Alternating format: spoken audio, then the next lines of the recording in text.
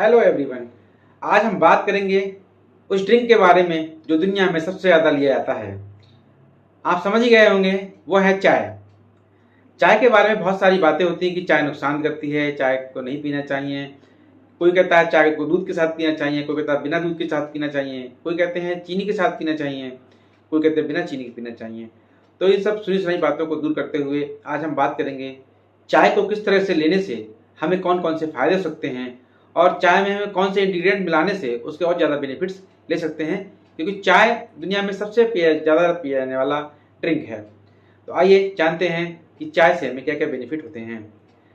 चाय को अगर हम हल्का सा बॉयल करके अगर खाली चाय पिए जिसमें कि बिल्कुल भी दूध चीनी कुछ भी नहीं मिलाते हैं, वो भी हमें फ़ायदेमंद होती है।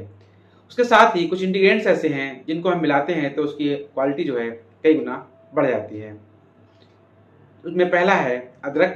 अदरक को आप सभी जानते होंगे, चाय में अदरक को डालने से उसकी क्वालिटी बहुत ही अच्छी हो जाती है, क्योंकि चाय में अदरक मिलाने से अदरक की जो एंटी इन्फ्लामेटरी प्रॉपर्टीज़ है वो उसमें पहुंच जाती है, जिसकी वजह से हमारे शरीर की सूजन और कई हिस्सों में जो बदन दर्द हल्का फुल्का रहता है, उस चाय को पीने से हमें काफ़ी आराम महसूस होता है। उसके साथ ही अदरक हमारे डाइजेशन को भी इम्प्रूव करती है, उसके साथ ही इम्यून सिस्टम को भी इम्प्रूव करती है। तो चाय में अदरक डालने से चाय की क्वालिटी और भी अच्छी। इसमें सेकंड है दालचीनी। चीनी को सिनेमन के नाम से जानते हैं। तब दालचीनी को हम चाय में डालते हैं तो उससे एक बहुत अच्छा फ्लेवर, मीठी मीठी खुशबू देता है। उसके साथ ही दालचीनी को डालने से चाय का स्वाद भी हल्का सा मीठा हो जाता है।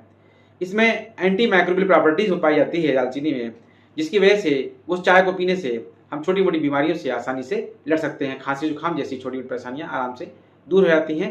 साथ ही हमारे मुंह का फ्लेवर भी बहुत अच्छा हो जाता है। उसके साथ ही दालचीनी को डालने से ब्लड शुगर और ब्लड प्रेशर को भी मेंटेन करने में दालचीनी अपनी अहम भूमिका निभाती है। इस तरह की बनी हुई चाय हमारे लिए बहुत ही ज़्यादा फायदेमंद होती है। इसी के साथ ही अगर इन दोनों के साथ ही हम एक हरी इलायची, छोटी इलायची को डाल दें, उसको कूट कर उसके बीज डाल दें, तो उससे भी बहुत अच्छा फ्लेवर आता है। और उसके साथ ही जो हरी इलायची है वो हमारे डाइजेशन को भी इम्प्रूव करती है और उसके साथ ही हमारे नशे के ब्लॉकेज को भी खोलती है और ब्लड सर्कुलेशन को भी इम्प्रूव करती है। तो ये हैं कुछ इंग्रेडिएंट्स जिन्हें हम चाय में डालकर अपनी चाय को अमृत बना सकते हैं, अच्छा बना सकते हैं, जिससे कि उसके हम फायदे ले सकते हैं। दूसरा, चाय में अगर आप चीनी का प्रयोग ना करें तो बहुत ही बेहतर है। चाय की जगह अगर आप लेना चाहते हैं तो उसमें गुड़ डाल सकते हैं। अच्छा, उसी के साथ नेचुरल स्वीटनर्स के रूप में हम स्टीविया का प्रयोग कर सकते हैं।